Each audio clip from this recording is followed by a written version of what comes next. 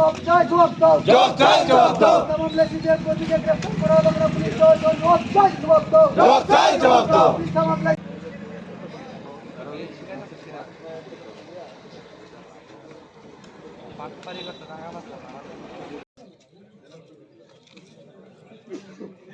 এই এনসিসি থানা এয়ারপোর্ট থানা, এয়ারপোর্ট থানার অন্তর্গত একটা এলাকার মধ্যে একটা ঘটনা ঘটেছে, সহিংস ঘটনা। এই ঘটনার প্রেক্ষিতে পুলিশ একজনকে গ্রেপ্তার করেছে। এই বিষয়টা নিয়ে আমরা এখানে আলোচনা করেছি, বিক্ষোভ দেখিয়েছি, আলোচনা করেছি।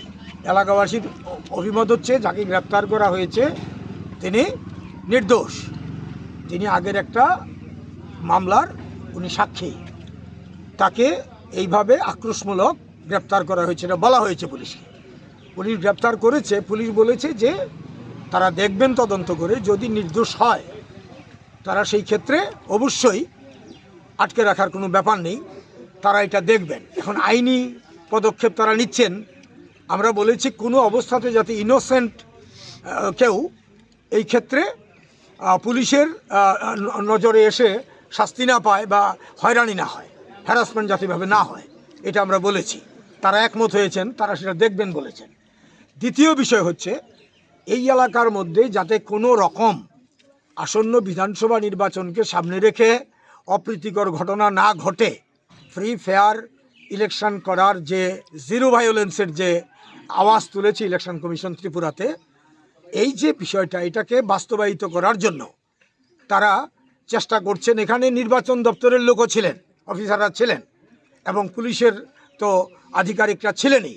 তাদের কাছে আমরা বললাম যে এই এলাকার মধ্যে তো এসব ঘটছে দীর্ঘদিন ধরে, আমাদের নেতৃত্বের বাড়িঘরে হামলা হয়েছে, আমাদের নেতৃত্বের উপর আক্রমণের চেষ্টা হয়েছে, বাড়িঘরে রাতের অন্ধকারে গিয়ে আক্রমণের চেষ্টা করা হয়েছে সাধারণ মানুষকেও।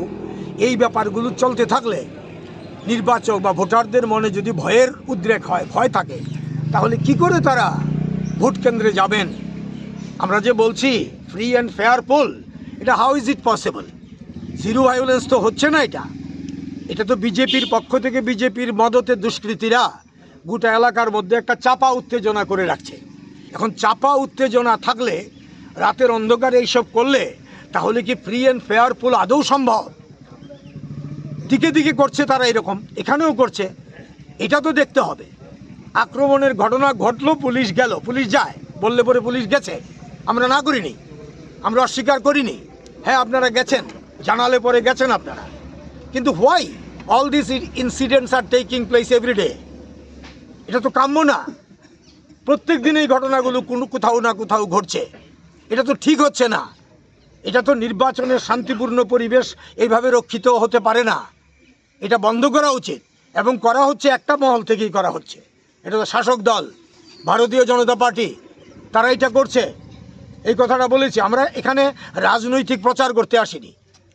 আমরা সমস্ত জনগণ যারা গণতান্ত্রিক ভোটাধিকার প্রয়োগ করতে চান, তিনি যেই দলেরই হন না কেন, সবার হয়ে আমরা কথা বলছি যে এই এলাকার মধ্যে শান্তি ভঙ্গের যাতে কোনো অপচেষ্টা কেউ করতে না পারে, এটা অবশ্যই পুলিশকে এটা নিশ্চিত করতে হবে, নির্বাচন দপ্তরকে এটা নিশ্চিত করতে হবে।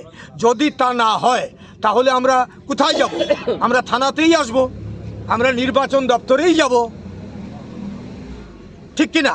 তো এইভাবেই আমরা এসছি এখানে, আমাদেরও তো নির্বাচনী কাজকর্ম আছে। তো সব ফেলে আমরা থানার সামনে এসে বিক্ষোভ দেখাচ্ছি কেন? আনটুওয়ার্ড ইনসিডেন্ট ঘটছে, যেগুলো একেবারেই আনফরচুনেট। এটা আচরণবিধির সঙ্গে বেমানান ঘটনা ঘটছে। এই ঘটনাগুলোর ভিত্তিতে আমরা পুলিশের কাছে অভিযোগ জানাতে এসেছি, এবং এখানে সিঙ্গেল উইন্ডোর মতো ব্যাপারটা হয়েছে। ইলেকশন কমিশনের অফিসাররা থাকায় তাদের সামনে আলোচনাটা খুব সৌহার্দ্যপূর্ণ পরিবেশে আমরা করতে পেরেছি। আমার সঙ্গে ছিলেন আমাদের দুজন আইনজীবী, এবং আমাদের সঙ্গে এই এলাকার দুজন অভিভাবক ছিলেন। আমরা একসঙ্গেই কথাটা বলেছি, 5 জন গিয়ে, আপনারা অপেক্ষা করেছেন এতক্ষণ। তো পুলিশ কথা দিয়েছে তারা আজকের থেকে গোটা এলাকার মধ্যে আরও তারা ভিজিল্যান্ট হবেন, যাতে এইরকম অপ্রীতিকর ঘটনা কেউ ঘটাতে না পারে। আমরা আমাদের সহযোগিতা চেয়েছেন, আমরা তো কবেই বলেছি যে আমরা সহযোগিতা করব।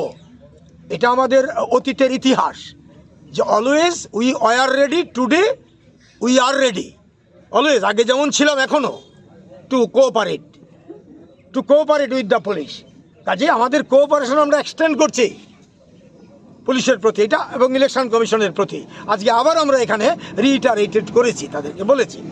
তো এই জায়গাটার মধ্যে আমাদের বক্তব্য থাকবে, এখানে যারা মানে বিভিন্ন প্রচার মাধ্যমের বন্ধুরা আছেন তাদের কাছেও, যে আপনাদেরও দায়িত্ব আছে, আপনারা সেই দায়িত্ব নিশ্চয়ই পালন করছেন, কিন্তু আরও নজর, চোখ কান খোলা রেখে যদি আপনারা এই দায়িত্ব পালন করেন, তাহলে 16 তারিখ যে বিধানসভা নির্বাচনের আগে এই জল ঘোলার প্রচেষ্টা হচ্ছে, সেটা বন্ধ করার জন্য আপনারা বড় ভূমিকা নিতে পারেন।